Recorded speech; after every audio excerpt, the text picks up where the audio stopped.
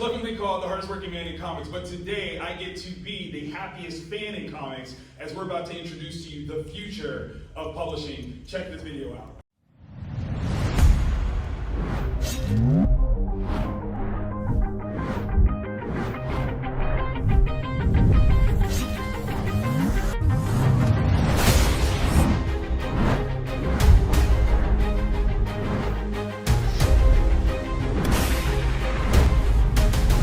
Ghost Machine is not just a creator-owned comic book, it's a creator-owned company. Ghost Machine is unlimited creative potential. We're creating the worlds and the characters from scratch. We have the creative freedom to push ourselves beyond what we've ever done before. We get to tell the stories we want to tell. We want to create iconic characters with massive, epic adventures. We believe in the power of a good story. But we wanted to create beyond superheroes. We're introducing 4 universes. Rook, Family Odysseys. We have our horror universe, and The Unnamed is a group of characters that have existed throughout American history that you've just never heard of. The 2 books we've done so far set in this universe are Geiger and Junkyard Joe. Geiger is a man who's become a monster to protect the people he loves. The story is his journey to trying to become a man again. Junkyard Joe is a piece of military equipment who thinks he's a person and comes home to find a welcome or a family and finds nothing. It's action-packed, it's emotional, and it's kicking off the entire world of The Unnamed, like Redcoat. Immortal, mercenary, bit of a tool. It isn't just set in the Revolutionary War of America and Britain. There's 350 years of alternative magical American history to play with. Rook is its own book and its own universe that's separate from The Unnamed. Rook wears this mask that looks like a bird head that allows him to connect with birds as his spies, as a weapon, as he's trying to escape this dying planet. Francis Manapul and I are doing the Rockefellers within the Family Odyssey group of books. The best place to hide when you're in a witness protection program, perhaps, is through a different time. Each universe has so much in it, and all of them come from a character-driven place. We have the greatest artists out there, some of the best storytellers you can find. There's somebody else that just signed on that I really want to talk about, but I cannot do it yet. And we're going to take it to another level. There's plenty of room for new stories. It's not just cool explosions. Heroes, yes. Capes, no.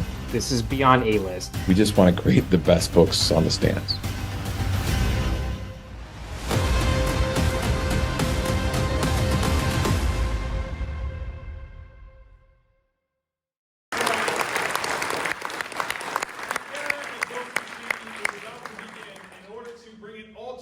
Let's bring out on stage the founders, the creators behind this amazing new imprint. Make some noise, show some love. First and foremost, Mr. Jason Fabok, Bryan Hitch, Geoff Johns, Lamont Magee, Manapul, Tomasi,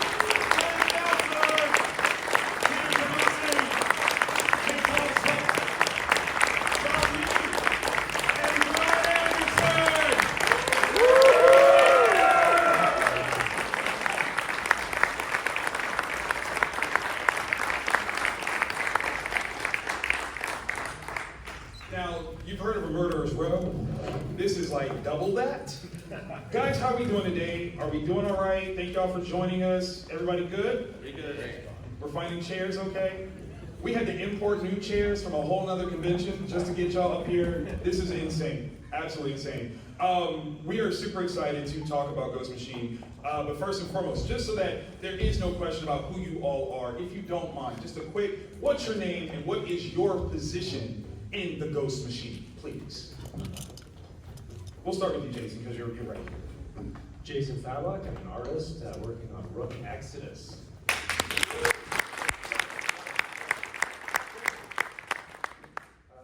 Gary Frank, and I'm working on Geiger.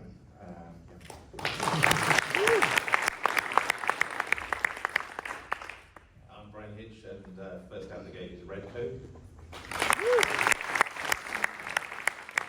I'm Geoff Johns, and I'm working on those 3 books.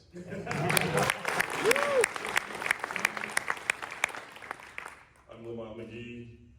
You'll just have to wait and find out.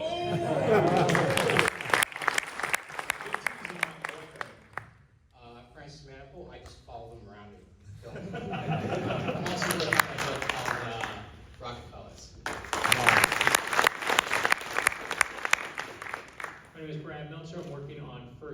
first. My name is Maytal Zchu, and I'm working on a book in the horror universe. Peter Tomasi, you're working on the Rockefellers with the great Manapul and some other cool stuff on the way.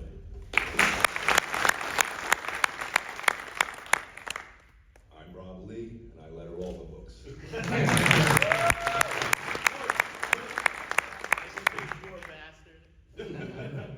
I'm Brad Anderson. I do all the color, so.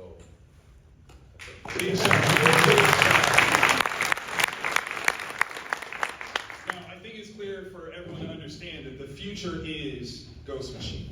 But my question is, what is Ghost Machine to each of you in just one word? What is it to all of you? One word, that's right. Mr. Maeve. Freedom. Freedom! That's why I jumped up and said. Fun. Unlimited. Characters, and great characters. That's 2 words. I'll do great, you can do characters. Characters. Passion. Collaboration. Yeah, love it. Oh, gosh, I should have gone in here. Yeah. No repeats. Never repeat. It's like a radio Porsche.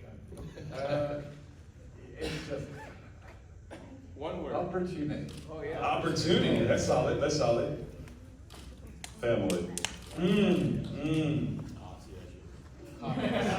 That's why I like it. This is why this is such a great family collaboration right here. You're like, oh, that was mine. That was mine. It's I all told you about- what you were gonna say. Oh, Brett? I was going to say love. Hey, that's a big one. That's a big one.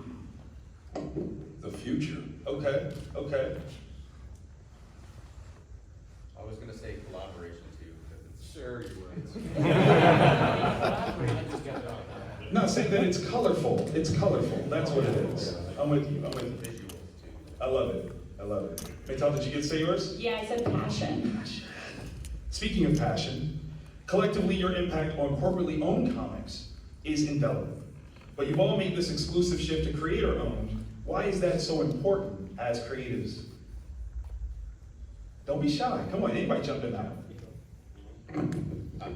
I mean, obviously, I've written probably like 35,000 corporate comic books, and I love it. I love writing those characters. I love doing it. It's a passion I've had forever. But as we just grow and evolve and start to see, and the business changes too, we have to change with it, and creatively change with it. And I think when Gary and I first started a book and image, it was kind of new and scary, but it ended up being really, really fun and really rewarding and freeing. And Jason and I were talking, Bryan and I were talking, and then we all started just talking about it, and it developed into like, we should because we can. Like, there's no one, Bryan and I were talking one day, I'm like, no one can say, Geoff, don't write something, or Bryan, don't draw something. We can just create it. And so that freedom, the collaboration, the fun, just the benefits are so great. It's just time, at this point, for us to be all in. Absolutely. But actually, just to echo what Geoff said too, you were talking about why is ownership. I mean, imagine DC and Marvel, all those characters, all those comics, all those movies, all those TV shows, all the licensing, all of that. Imagine if the people who created those characters owned those companies. Make that noise. Make that noise.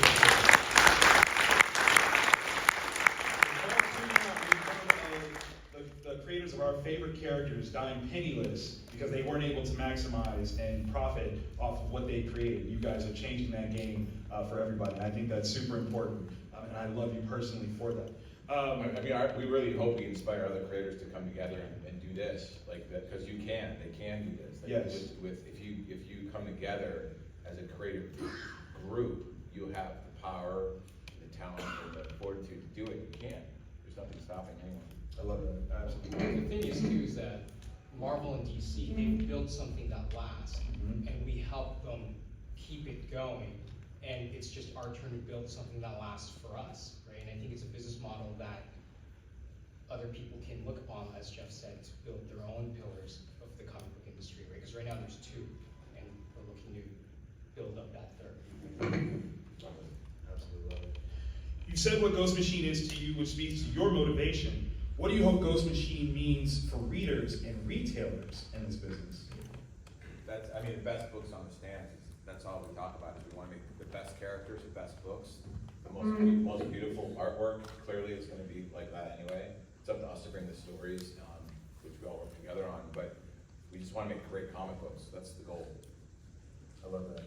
Anybody else in the back end? No, we're just obviously just echoing what Geoff just said, and also making sure that you create great books and you put them out there, and you help the retailers, and you allow those guys who are out there on the front lines to keep going and to be profitable also. And you know, it's really it's such an insular business. We're one big family, and we want to help feed everybody through the creative work we do. Also, just by having the foundation. We can get into the mic so they can hear you in the back. Just by having a great foundation of great characters, then who knows where they're going to end up. And also, as a fan myself, new is fun.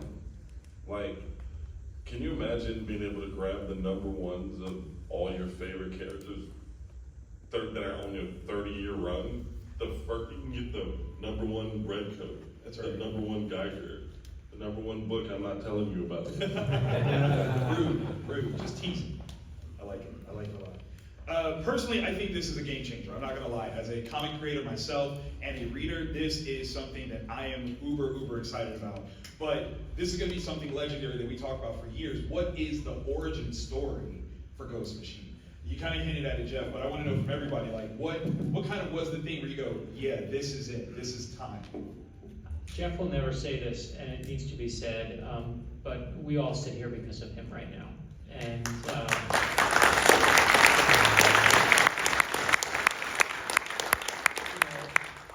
know that so many of you are here because you love his books, and you read Flash, you read Green Lantern, you read Superman, or all the other things he's worked on.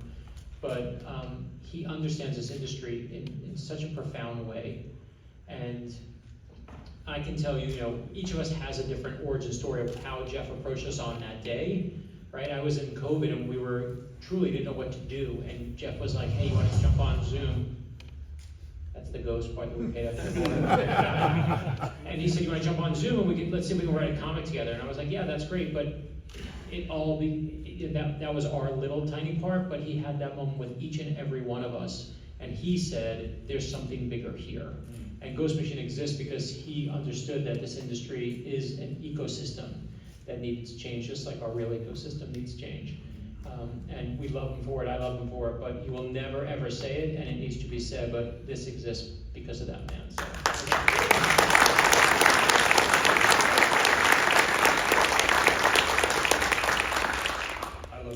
We have an amazing slideshow that we're going to show you guys a little bit more insight to what Ghost Machine is bringing to bear.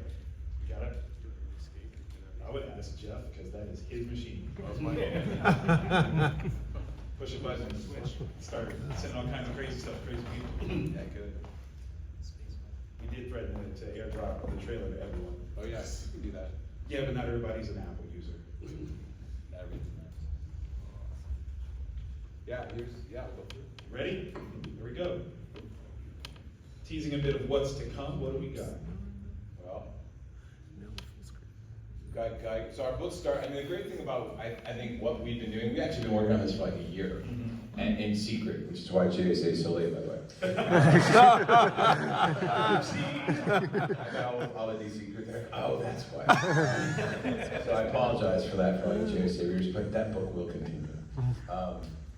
Anyway, but we've been working on this for quite a while.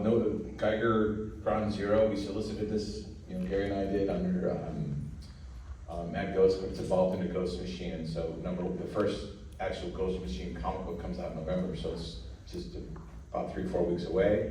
Already at the printer, already going. And it's a prologue, 2-issue prologue series that gets into the origins of this character, Geiger, who is a man who's become this monster. And the book's all about him trying to become a man again. And then January 2024, there's a 64-page one-shot coming out from Image. Introduces all our characters. We're doing 4 universes of characters. We're doing the Unnamed, which is, we've already begun with Geiger and Junkyard Joe. Those trades are available out there right now. And expands with Redcoat, which came out of a conversation of Bryan Hitch and I think. Bryan's saying, I'm never gonna learn to not make the same mistakes. And he's like, well, what if you were immortal? And he's like, no, I'd make the same mistakes. So that's who Red Coat is. Really fun books. But that's also gonna introduce Rook, and the Rockefellers, and First Coast, and Lamont's book called The Soulless, which I'll spoil. And Maytal's book called Devour, which is part of the horror universe. We have a huge artist that's going to be announced in a couple months that's joining us, that's going to be leading the charge on that horror line.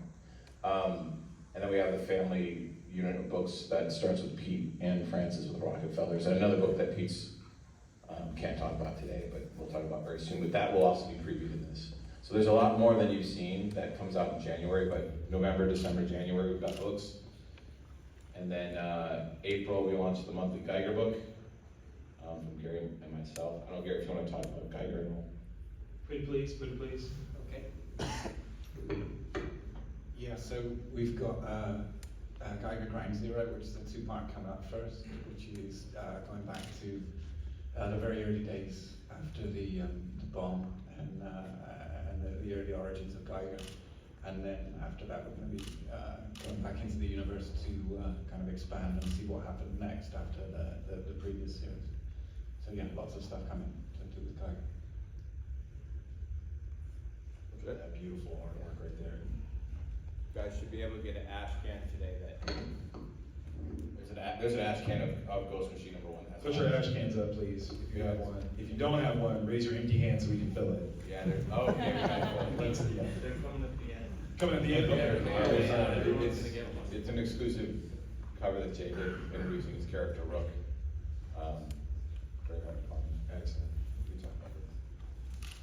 Hey, so Red Coat is a British soldier who, during the American War of Independence, having shot George Washington in the head, accidentally becomes immortal himself. Unfortunately, he's a bit of an asshole as well, and this asshole's just going to have to save the world. And just doesn't know it yet. But we have 300 because he was introduced from the Geiger universe as well. Geiger world is still alive where Geiger is alive. There's 350 odd years of alternative magical American history to play with, and we have characters from Annie Oakley to David Crockett. We have a sidekick in the form of a young Albert Einstein who's desperate to learn magic to figure out how the universe works. David Crockett fighting Sasquatches, honestly, what more do you need? I feel like this is the comic book counterpart to Hamilton right now. Actually, the thing is, we started Red Coat as this one figure, one character, and given the fact there is so much alternative history to explore, this book is going to rapidly become an entire world of its own and a line of its own. It's expanding. The more we talk about it, the more stuff presents itself. I mean, I came to Ghost Machine with lots of things I wanted to do, and one thing it turns out like it was literally meant for Red Coat. So this is such an organic process that's growing constantly. But we're really excited about this one. Benefit from being under the Image umbrella. Well, Image, I mean, Eric, it's really Eric Stevenson, who I've known for years and years, and he's always been like, hey, you gotta do something in Image, you gotta do something in Image, and I know a lot of people at Image that have been there for a while. Kyle Higgins is doing great work over there with his books, and a lot of others, and then Gary and I did Geiger, and it was such a great relationship. Creatively, it's easy because there's no other company that represents creator-owned so holistically and absolutely than Image out there. And they're the #3 publisher. They do an amazing job. They have great creators there, great team there, and they started with a bunch of A-list artists at the big two that wanted to go and create their own characters and control their own destinies, and that's what we're inspired by, is doing the same thing. So our partnership with Image is one that we really value, and it's thanks to Eric and his team. And we're excited to put out like these big, crazy, cool, character-driven books and introduce these new characters to everybody, and make people psyched to go to the comic shop every Wednesday or Tuesday. I still go Wednesday, but every Tuesday or Wednesday. That's where that partnership comes from, and I mean, we couldn't have a better partner than Image Comics. I love it. Absolutely love it. We do have time, I think, for one or two questions. Do you dare? Are you so bold to ask a question right now? Yes. What do you think that this line of books is bringing to Image that other Image books don't have? I know that's kind of. You mean other than this lineup right here? Like, I mean, that's a great question. Character focused. That's something that we saw a lot. You see a lot in classic comic books. Batman, Spider-Man, even the original Image line, Spawn. Savage Dragon. I feel like comics has gotten away from that a little bit. We want to go back to that. These are character-driven books. When you pick up Geiger, you know what it's about. When you pick up Redcoat, you know what it's about. And I feel that that's what the comic book reader wants. Deep down, we want strong character books. We want cool characters. We want to read these books and become those characters as we read them. And that's what we're going to deliver. And I think that when people read these characters, they're going to really get into them. We really, because these are all characters that we've created out of passion and love, and we just want to really showcase them to the world. We're proud of this stuff. Yeah. I think what makes it really different too is that in the creator-owned arena, we're either selling ourselves to you, like me, Francis, selling myself to you, or I'm selling you a concept, right? But what makes us really different is that, as Jason said, the reason why we're character first is that this isn't creator-owned, this is a creator-owned company. So we're not afraid to promote our characters because it ultimately benefits us. And we'd like to think that most of you are familiar with all our work already. So therefore we can put the characters in the forefront. And that's why, like, if you notice when you ask about the books, a lot of the things that we're talking about are the characters. It's rarely about the plot. And these characters, the idea is that we want them to last longer than us. We're here to promote ourselves, obviously, but that's a byproduct of making really strong characters that you're going to go to love. That's why it's creators characters you're going to love. That was a great question. Great question. You got some more? Yes. Question. In the unnamed universe, I just want to say I love these characters because they're so real and emotional, and I like that aspect of it. But in the unnamed universe, I know it's from different timelines. Is there going to be a point where somehow, I don't know, time travel or something, they all come together to form a team? The question is, in the unnamed universe, is there going to be a point where everyone kind of forms a team? I feel like that's kind of spoilery. Do y'all want to answer that? Yeah, well, so, I mean, the idea came from kind of creating these American myths, like, Paul Bunyan and John Henry. Like, I wanted to create all these different characters throughout time, and so we came with all these ideas. They're all in different time periods because I think it makes it interesting for us to explore, because all the books feel different. We want Geiger to feel unique to Redcoat, to Junkyard Joe, to First Ghost, to all the other books in the unnamed universe. Will they ultimately meet? Of course they will. It's gonna be awesome. But not yet. But also the advantage of having Redcoat be 350 years old by the time he meets Geiger, it means he's probably met all of them already. You just haven't seen the stories yet. Can you imagine the kids finding the helmets from Rook? What are they going to do? What won't they do? That's the question. It starts off as a Halloween costume. I would wear that. I would absolutely wear that. Yes. Outside of the books, what's been the most fun working together with you guys? Being together. We actually all flew in here Monday, and we've had our first kind of company summit all day Tuesday and Wednesday, and some of us, I mean, you can speak to it, like Lamont Magee are really from television. We work with, they didn't really know a lot of people here beforehand, and vice versa. And even before we started talking about this, Gary and Bryan kind of knew each other, but now you made some reference about a radio show here, and Gary laughed or Bryan laughed. I'm like, what are they talking? They always do that. What are they talking about? It's an English thing. But I think this, the best part about this has been for us. We were just talking outside. We can't wait for dinner tonight because the last 2 days have been convention now, and we're all apart doing our signings, doing these, and we really, truly love being together on Tuesday, Wednesday. And it was like, this is why, because as creators, we sit in a room all day and draw or write. You're on the phone sometimes, you Zoom if you're lucky. But those 2 days, I think was emotional for all of us. It was so fun to be in a room. Francis put these great videos together. They're up on the YouTube channel. And we've got our whole team here too. Like there's a huge team beyond us that is here, all part, we're all co-owners of the company. We all own everything together, all of us. And so we're all rooting for each other, which is so inspiring. And it just, there's nothing like it in comic books. There's never been anything like this where we all co-own everything together and we operate together. Like we were in our summit and nobody's telling us to do anything. Because there's no one upstairs. And when you work at a company, there's the boss, and there's the boss's boss, and there's the boss, then there's Wall Street. There's all these things that you keep just going up every level. And with this, it just ends with us. Like this is it. So we can create and do what we want. But the summit, the best part has been being together and inspiring each other and sending things back and forth and talking, get to know each other about not just comics, but life. So you just heard this man speak, so this is why we're all following that guy. We're all here because of him. Like the way he speaks, his sincerity, his heart, his passion for this industry, and he's just a good guy. So again, I am mostly from television. Hey, how you guys? My first comic I wrote earlier this year, sent it to him. Geoff was like, "Oh, this is good. I like this," not knowing what he was plotting. But I am happy to be here. These guys, these ladies, this family's amazing, and I'm just as excited as you guys are. So.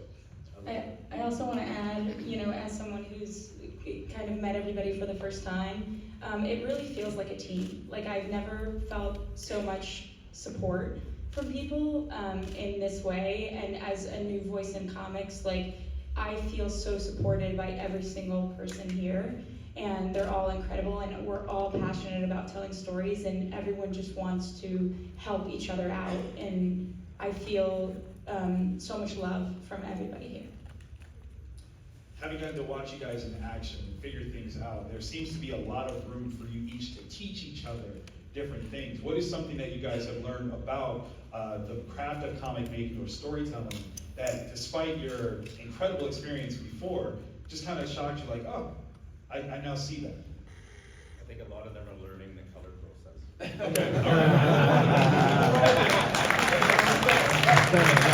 But also, like, a huge shout out to Brad, because his coloring is amazing, and that's not to be, like truly incredible. He is such a huge part of this team, and his art is so incredible. Yeah, I just echo that with both Brad and Rob. There's a reason that we're so lucky to have Brad and Rob as part of this team, because they're the best at what they do, like much like Wolverine. But like Brad is a painter. Like every time, like it's, we need Brad because he brings this beautiful, just beautiful work to all of the work. He makes this stuff look amazing. We were talking about the Geiger glove. He's like, it's a trade secret. I'm not telling anybody. Which is really funny. And Rob Lee has been lettering. We've been working with Rob forever. He's the best letterer in the business. And that's right.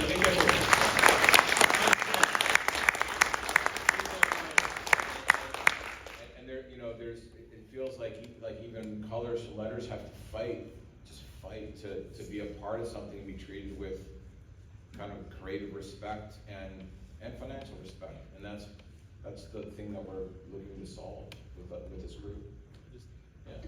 I've been around for quite a while. Not quite as old as Red Coat. One thing you learn if you want to be good at what you do is that you never stop learning. And being surrounded by these guys means you never stop trying either, because it's not that it's competitive, it's inspirational. Whether it's the writing end of the team, or the art end of the team, or Brad's end of the team, or Rob's end of the team, they've always got something to show you, to teach you, and you can't learn with a team like this. That is, it's inspiring on a daily basis. So I'm not going to stop with that real quick. I just want to go back to the protection program from the future and all the insane adventures and craziness that you can imagine.